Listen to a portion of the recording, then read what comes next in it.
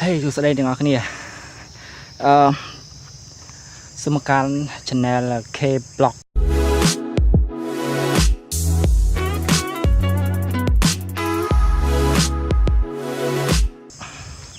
បាទថ្ងៃនេះមកចកាចកាខ្ញុំខានមកយូរហើយពី3ឆ្នាំហើយខានមកពី3ឆ្នាំហើយសត្វព្រៃ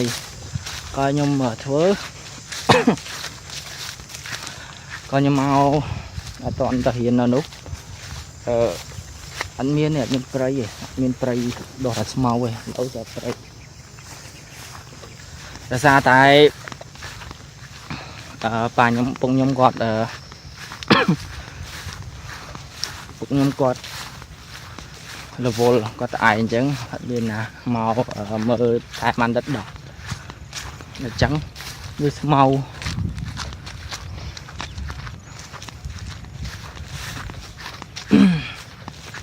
ខេនោះចកាយគេជាប់គ្នាឥឡូវខ្ញុំបិទទ្វាររបងសិន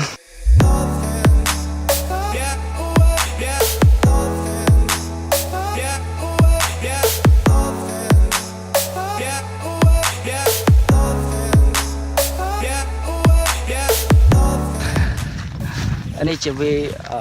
vlog ទី1របស់ខ្ញុំហើយដៅមែនតើ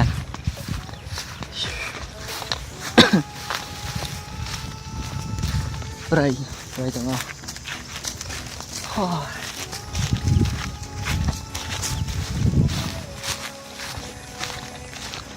មកពីអ្នកដៃគូអូខេតោះឥឡូវយើងទៅចូលទៅក្នុងយើងពីការយើងសុបគ្រប់ដែរពេលអញ្ចឹងនេះក្លុកទឹកខោកនៅហ្នឹងណាតែអត់មានមួយទេនេះអត់មួយតែយើងហូបហើយទឹកនេះយើងជីកក៏ពីមុនទូចទេហើយជា5ម៉ែត្រអីហ្នឹងបដោយទៅតឹងហ្នឹងថាផាយគ្នាហ្នឹងឥឡូវជីកធំបានទឹកច្រើនដើម្បីស្រោចយ៉ាងត្រេនផងអូខេអូខេមកដល់រោងខ្ទមលៀងឲ្យបានវាហ្នឹងហើយគេអញ្ចឹងណាគេលក់អីគឺគោអីទីថានេះទៅអូខេ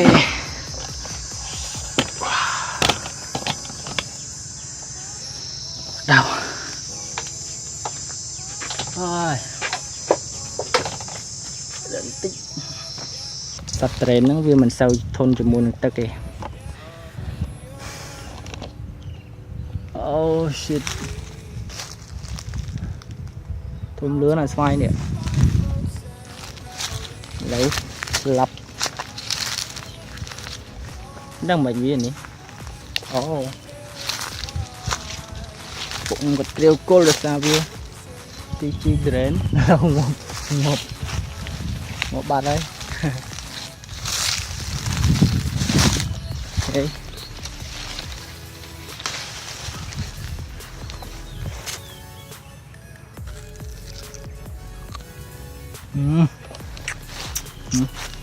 Ấm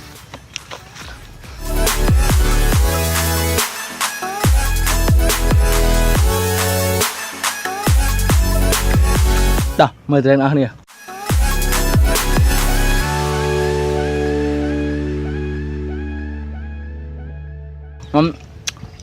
đâm thì anh đã so gì nhầm cái năm mà hết chơi vậy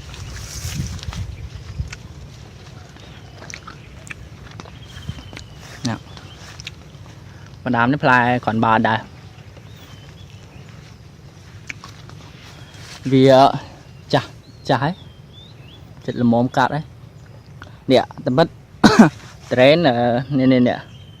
mơ trén á cha em cha nè à sờ đong với nè cana sờ đong với láng pong bà pong cana kháng trén nó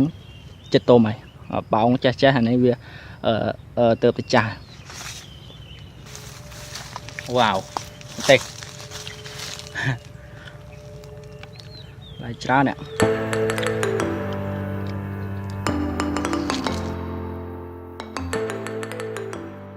ok khơi pla đi thế pla xin mòn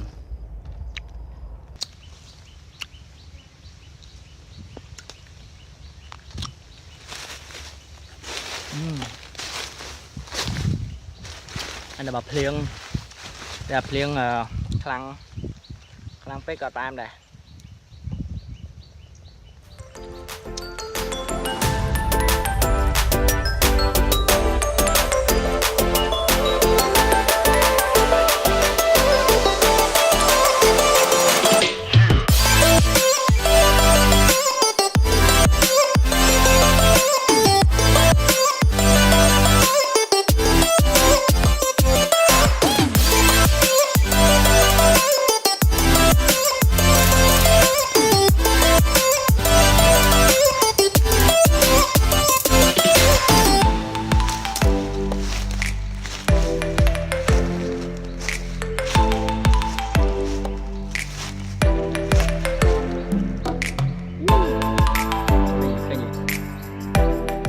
nào tao lời dân thực theo với nhé dân thực theo với nhé ok lâu ta nếu như tôi làm xem nào tao với nhé